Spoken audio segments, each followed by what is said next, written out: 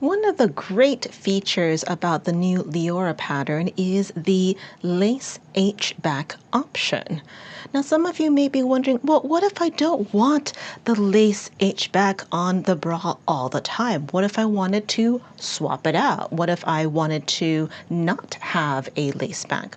Well, you've got options with a couple of key changes, namely switching out the rings for G-hooks. You can convert this to something that is removable and exchange it for something else. In today's example, we're going to convert a regular bra back. This is the Lazulite from the launch earlier this year, and it has a standard kind of U-back or ballet back with the straps and the rings and slides in the front. To convert this to something more adjustable and have the lovely H-back version, we're going to make the back lace portion up to this point. So that means our lace triangles are done, the fold over elastics are done, the J hooks and ring are applied, but the raw edges for the elastics are still here. On the bra side, we're actually going to snip off this back portion, leaving about 1 inch to 2 inches so we can slip a J hook underneath and finish off the edges here. So we're going to go ahead and do that. Okay. And so we're just going to finish this end by sewing it straight across with a narrow zigzag, bar tack, or very, very short straight stitch, going back and forth a couple of different times, making sure there is enough space for us to slip the hook portion onto the G hook here. Okay, so we're going to stitch right about there. In fact, if you are comfortable with your machine, you might want to stitch this with the G hook already in to ensure there will be enough space. So we're going to go ahead and do that now. All right, so the back portion is finished. It has just a little loop large enough to insert a G hook. Next, we are going to attach the lace, these bottom pieces, to the closed loop portion. So I'm going to insert it like so, pull it through, fold it back. Notice that the opening is still here at the bottom. Okay, and we're going to do that on both sides.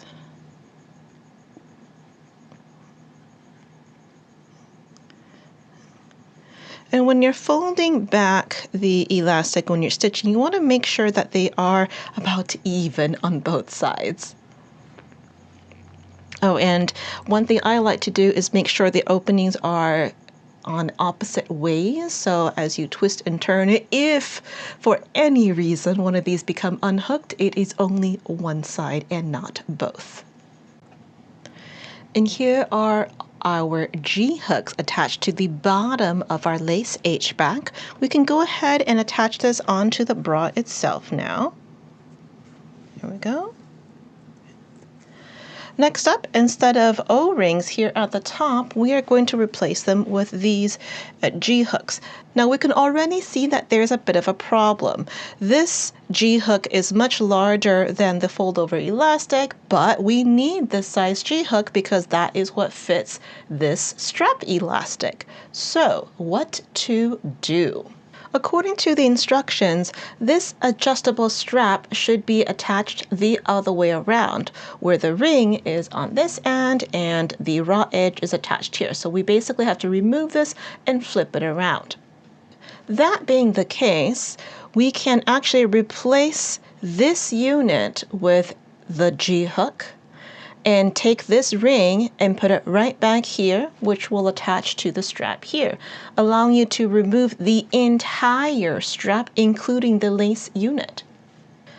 Now, if your G hook matches your strap elastic and the fold over elastic, you can go ahead and just insert your fold over elastic through the closed loop of your G hook and create a matching loop in your strap and attach it here. This allows your entire lace unit to be removable and interchangeable. Now, since this particular example has a different width strap elastic and fold-over elastic and G-hook, we're actually going to replace this entire unit and swap the G-hook and the ring. All right, so we went ahead and swapped the G-hook and the ring. So now the G-hook will be at the front of the bra cups and the ring will be at the back where the lace is. All that's left is to slip the ring on to both the lace portion right here and the back strap portion.